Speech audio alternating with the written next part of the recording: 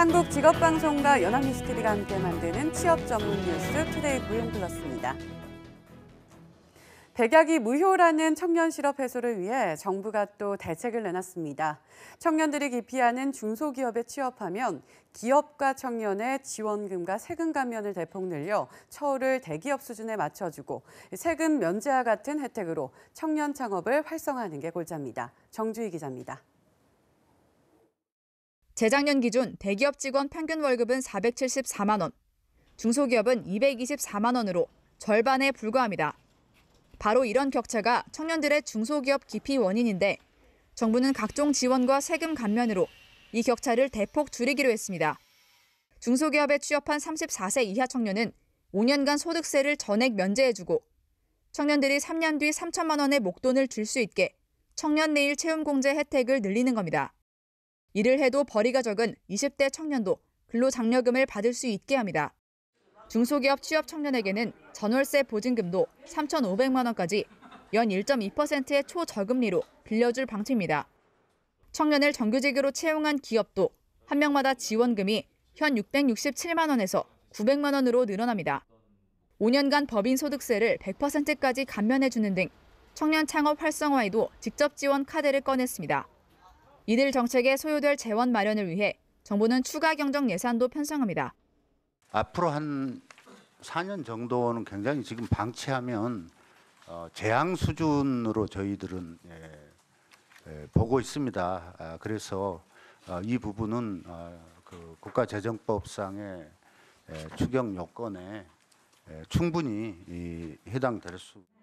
정부는 일자리와 취업시장 진입 청년의 격차가 절정에 이를 향후 3, 4년간 이들 대책으로 추가 고용 20만 명을 창출해 청년 실업률을 8%대로 낮출 계획입니다. 아울러 노동시장의 유연화 같은 구조적 문제 해결을 통한 일자리 창출 정책도 병행할 계획입니다. 연합뉴스TV 정주희입니다.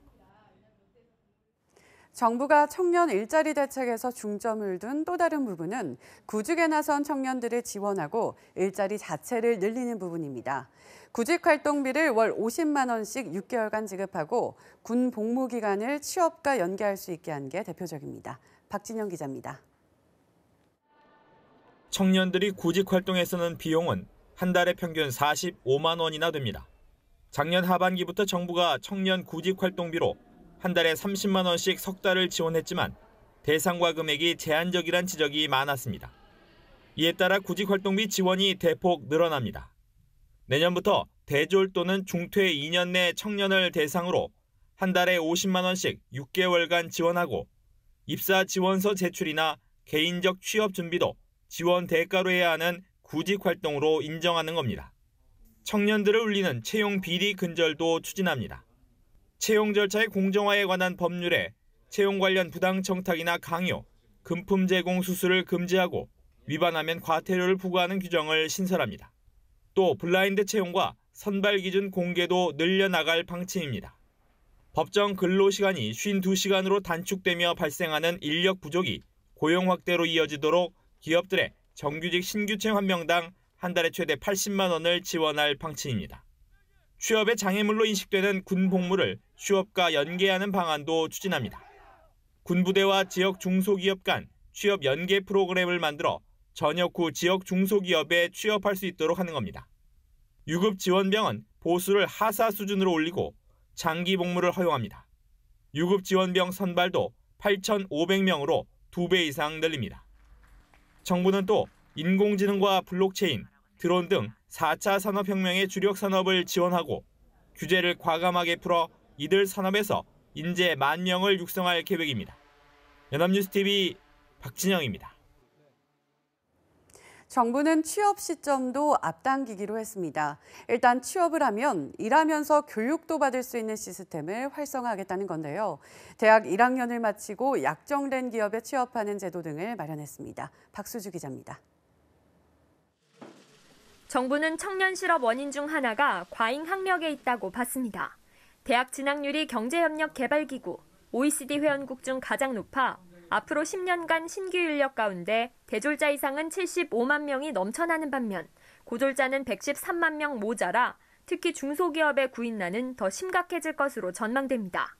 고졸 인력 수혈을 앞당기기 위해 정부는 선취업, 후학습 활성화를 대책으로 내놨습니다. 우선 중소기업에 취업한 고졸자에게 400만 원의 장려금을 지원합니다. 저소득층을 우선 지원하며 졸업 후 중소기업에 6개월간 의무 근무하도록 했습니다.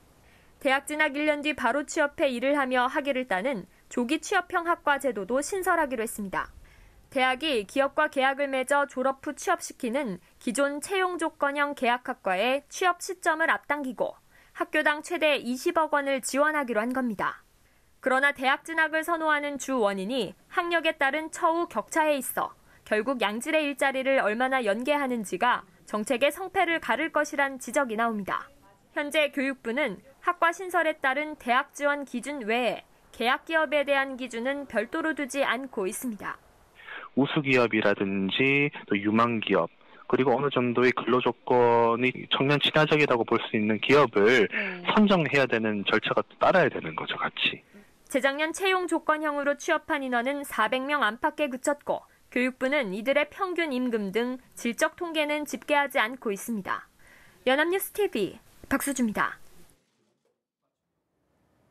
실직 폐업으로 경제적으로 어려움에 부닥친 경우 학자금 대출 의무 상환이 유예됩니다. 국세청은 이러한 내용의 취업 후 학자금 상환 특별법 일부 개정안을 시행한다고 밝혔습니다. 취업 후 학자금 상환은 채무자가 경제적 여력이 될 때 갚는 자발적 상환과 국세청이 통지 고지하는 의무 상환으로 나뉩니다. 지금까지는 갑작스런 사정으로 소득이 줄어들어도 전년 소득 기준으로 책정된 의무 상환액을 납부해야 했지만 올해 고지분부터는 스스로 상환한 자발적 상환액을 의무 상환액으로 인정받게 됩니다.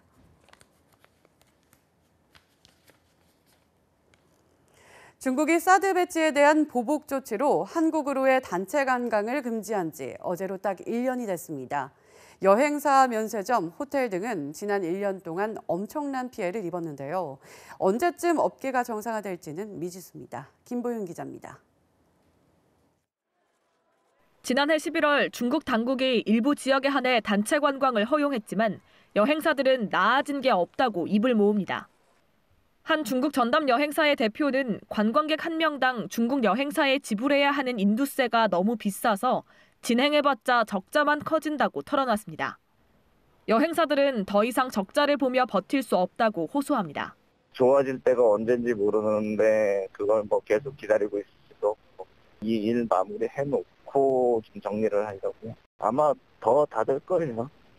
지난해 중국인 관광객 수는 417만 명으로 전년의 절반 수준에 그쳤고 올해 들어서도 감소세는 계속되고 있습니다. 매출의 80%를 중국인 관광객으로부터 벌어들이던 시내 면세점은 회복하기 힘든 타격을 입었습니다. 지난해 롯데 면세점은 영업이익이 90% 가까이 줄었고 신라 면세점 역시 25% 이상 감소했습니다. 또 1년 새 롯데 호텔은 영업 적자가 2배로 불어나는 등 숙박업계도 고전을 면치 못했습니다. 업계는 중국 최대의 정치 행사인 양회가 마무리되면 다음 달쯤에는 상황이 나아질 거라 기대하고 있습니다. 하지만 지난해 한중 정상회담 등 각종 훈풍에도 족쇄가 풀리지 않은 만큼 정상화까지 더 오랜 시간이 걸릴 거란 관측에 무게가 실립니다.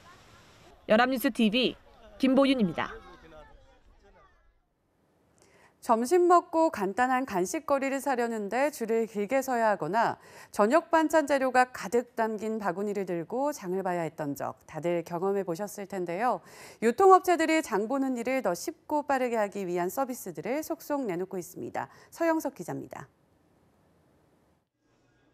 평일 점심시간, 직장인들이 편의점으로 모여듭니다. 간단한 한 끼 식사부터 간식까지 사는 물건들도 다양한데 비슷한 시간대에 사람들이 몰리다 보니 줄을 서야 합니다. 그런데 다른 한켠엔 셀프 계산대에서 금방 물건값을 치르고 길을 나서는 사람들이 있습니다. 점심시간 같은 경우 줄 설면 너무 오래 걸리는데 셀프 계산대를 통해서 계산하니까 엄청 빨리 쉽게 결제할 수 있어서 좋았던 것 같아요. 셀프 계산대뿐 아니라 이렇게 아예 점원이 없는 무인 점포도 늘고 있습니다. 주로 젊은 층에게 인기인데 중장년의 편의를 생각한 서비스도 생겨났습니다. 치킨을 시켜 먹듯 전화 한 통이면 더 싸고 품질 좋은 제품을 추천받아 장바구니를 집 앞까지 배달받을 수 있습니다. 온라인이나 모바일이 익숙하지 않은 고객분들을 위해서 좀 보다 편리하고 친숙한 전화배달 서비스를 제공하게 되었고요.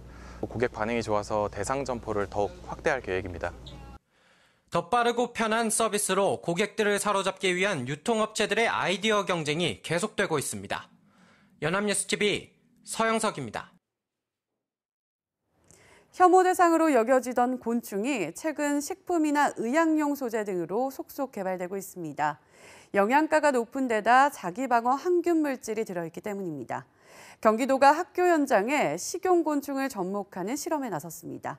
보도에 강창구 기자입니다. 학교에서 과학이나 영양을 담당하는 교사들이 곤충 사육 농장을 방문했습니다. 귀뚜라미나 미럼 등을 사육하는 곳입니다. 교사들은 농장주의 설명을 들으며 사육 현장을 꼼꼼히 살펴봅니다. 농장을 들러본 교사들은 요리사로부터 곤충 요리법을 배우고 국수를 삶는 등 실습도 해봅니다. 국수를 끓여봤는데 국물이 담백하고 고소한 맛이 느껴지면서 멸치 육수 낸 것 같은 그런 맛으로 담백하고 굉장히 좋습니다. 곤충은 각종 영양소가 풍부해 성장기 학생은 물론 노약자에게도 아주 유용한 영양식이 될 수 있습니다. 환자들이나 그리고 운동하는 선수들 그리고 소화하기 어려운 그런 나이 드신 어르신들에게도 영양학적으로 굉장히 훌륭한 음식이라는 거. 경기도는 곤충에 대한 부정적인 인식을 개선해 학교 현장에 접목하는 방안을 고민하고 있습니다. 영양소가 풍부한 미래 대체 식량입니다. 어린이나 소비자들이 혐오감 없이 친숙하게 먹고 즐길 수 있게 하기 위해서 현재 곤충을 활용해 과자나 음료를 만들어 판매하는 매장이 속속 등장하고 있고 화장품이나 의약품 소재를 활용하는 연구도 한창입니다. 경기도는 영양이 풍부한 곤충의 식용화를 위해 다양한 지원 사업을 펼칠 계획입니다. 연합뉴스TV 강창호입니다.